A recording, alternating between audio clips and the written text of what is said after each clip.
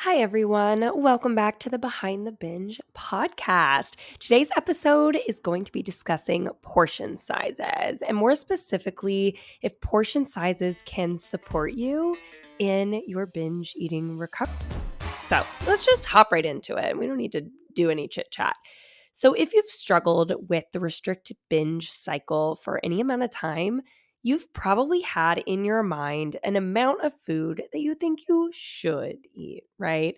Whether that's because you're comparing to what is on someone else's plate or you're tracking because of some diet or program that you're on. So, from all of that, you've gotten this idea that what you should be eating should look like a certain way, or be a certain size, or fit in a certain calorie or macro level. And this can be something that you memorize to a point where you become very familiar with how many calories are in, I don't know, let's say a few Oreos or a banana, right? This mentality can be the hardest to break when trying to leave restriction in the past because once you know how many calories, macros, points, or serving sizes you quote unquote should have, you will see it like that for a while. The problem is, a number does not accurately depict how much your body needs physically or mentally when trying to gain back body trust. There's no calculation to tell you that because we are all very unique individuals with very unique nutrition needs. I could eat the exact same way as you, and you could eat the exact same way as me. And we would both have very different health outcomes, weigh very differently, and feel very differently, right? So it's not a fits all type of equation that we could just punch into a calculator or look up online to tell us how much we need, right? Same goes with portion sizes. We can't just say, oh, we need I don't know, one portion of carbs and that looks like this. I mean, that's just so vague to begin with. But my point here is in talking about healing your relationship with food, this is especially difficult and especially what's the word I'm looking for? Like especially not helpful. It's quite easy to think that maybe if you just had more control over something like portion sizes, then you would be able to control your binge eating because everything is very limited to just those portion sizes. However, we know that the more control you try to have over how much you consume, the actually more out of control you get. What's important to keep in mind here is how restriction is fueling your binge eating. The restrictive mentality that started from dieting has put a wedge between your mind and your body. You essentially have been ignoring your body's signals and fighting your own biology, trying to keep you alive and thriving. So your body is here functioning out of a famine. I mean, your body doesn't know the difference between a diet and a famine. And so when it feels restricted, especially if it was at any period of time drastic or for an extended period of time, it feels this need to fight back to get enough and then store in fear of another famine. Your body's really functioning in this fight or flight mode in preparation for this next famine. Your body does this by creating an obsession with food, a drive to eat, and ultimately leads you to have the out of control experience of binging. These are all protection mechanisms. This is really your body's way of trying to keep you safe and alive, although it doesn't always make sense that way. But if your body is functioning in this place of fight or flight because of restriction, then we don't want to be leaning on more restriction in our healing journey. And portion sizes are restrictive in and of themselves, even if it doesn't feel that way. Sometimes I will have clients who were beginning to work together and we're beginning to break food rules. And they may say, okay, I am going to allow myself to have my binge food because we know that creating permission, unconditional permission, is important in stopping the binge cycle. But if they go into normalizing a binge food like Oreos and they say, I can have Oreos, but just two because two is a serving size, is that unconditional permission? No. The two is a condition. I can only have two. That is a condition to the permission you're allowing yourself. That condition is a restriction. And unfortunately, any even thought of a restriction can further fuel that binge eating cycle. Again, that same day or even just down the line. Sort of like a farewell to food feast, right? Like you're thinking, oh, I'm not going to be able to have more of these, so I might as well get in as many as I can now. Or just that all or nothing mindset rebound where, okay, you go from restricting it to just two, that when there's an instance where you allow yourself to have more than two, it's not just three, it becomes 12 or the whole box, right? Because it's swinging from the pendulum of the tight control on the portion size to absolutely no control at all. So, the restriction that we're trying to get away from includes portioning out your food, and it includes thoughts of, I shouldn't be eating this much, or I should only have two, etc. First things first, portion sizes weren't created for you. Portion sizes do not know you. Portion sizes tell us nothing.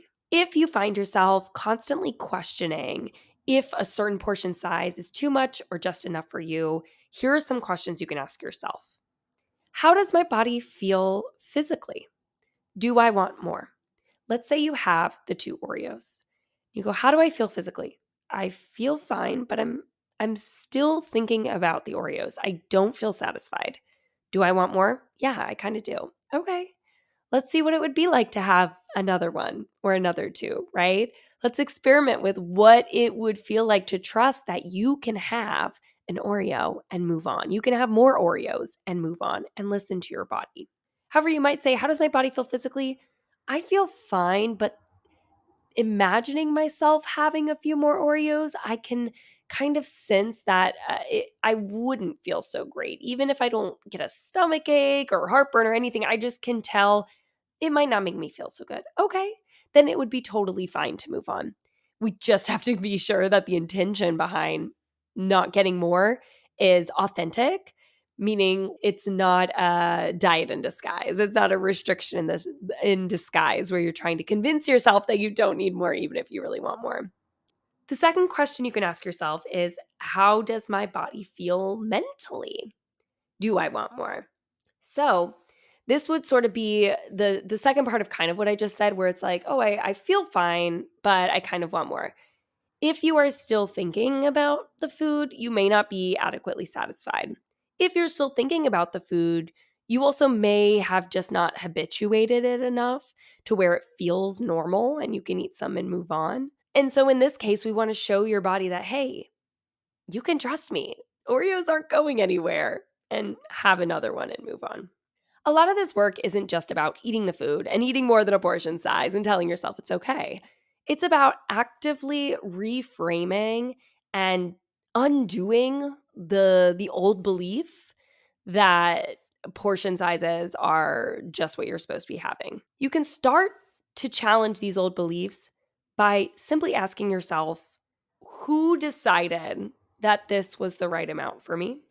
Why would I only be allowed to eat this much? How are these thoughts and limitations serving me? Just some reflections for you. Maybe just think about them if you're on your drive, on your way to work, or on a trip, or if you're at home, maybe sit down and journal about this. The truth is, nobody knows you better than you know yourself. And you may not feel like you know yourself at this point, but that's okay.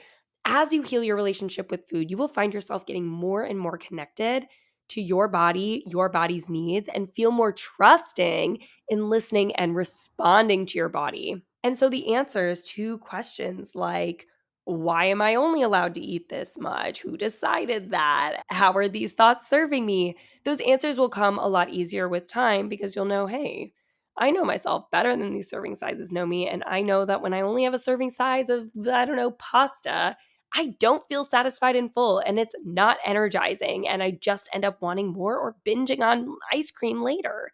So having more than what this serving size is displaying is actually better serving me than some arbitrary number.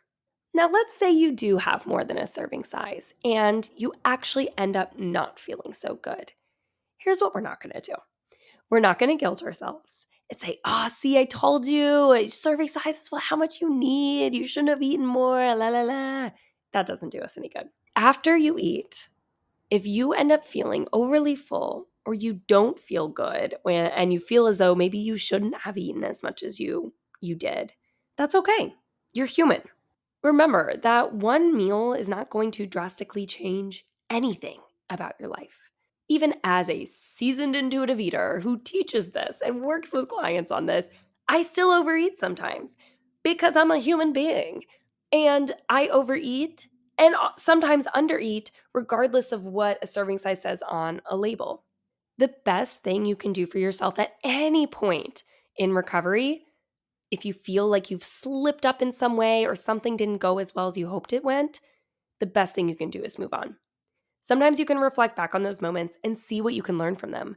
Maybe you can learn, oh, hey, I ate that meal really fast and that led me to feeling not so well. Or maybe you can learn, hey, when I have that much pasta, I don't feel so great. And so let's see if I have a little bit less next time if I feel a little better. We can get curious without being judgmental.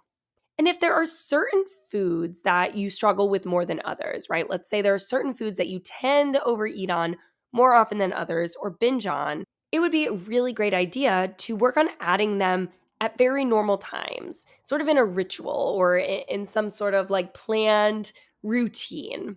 This will help to normalize them instead of it feeling as though it's, just limited to these very rare times. So if Oreos are a binge food of yours, something I might recommend is, yeah, sure, you can start with two. Have two every day with your lunch. And I guess this kind of segues to my next point where when are serving sizes helpful and are they helpful? They can be helpful in a sense. I wouldn't say they're necessarily necessary, but they can help you to gauge how much food is a baseline for you to feel good and nourish your body. I don't necessarily think it has to be based off of the side of a package. But let's say you like pour out some pasta. We're just going to keep using that as an example. And it fills your whole entire bowl up to the brim. You can kind of use that as a measurement of like, okay, that was filled to the brim. I ate it all. How did I feel? And then adjust from there the next time you have pasta to see if a different amount feels better for you. And the truth is, our needs vary day to day. And so one day filling it to the brim might feel like too much, where the next day that is exactly how much you need, if not more.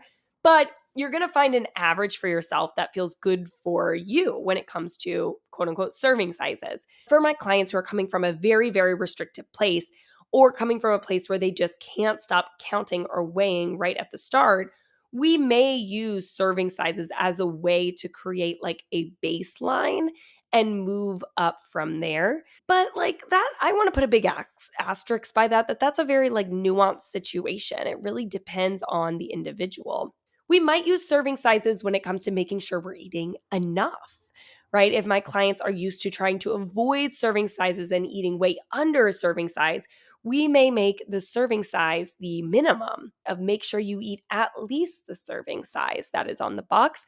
And that's sort of a stepping stone. It's a more structured approach to recovery. That's a stepping stone to a semi-structured approach and then to more of that flexibility that grants you the ability to be an intuitive eater. So we're kind of getting into the conversation where things get really individualized.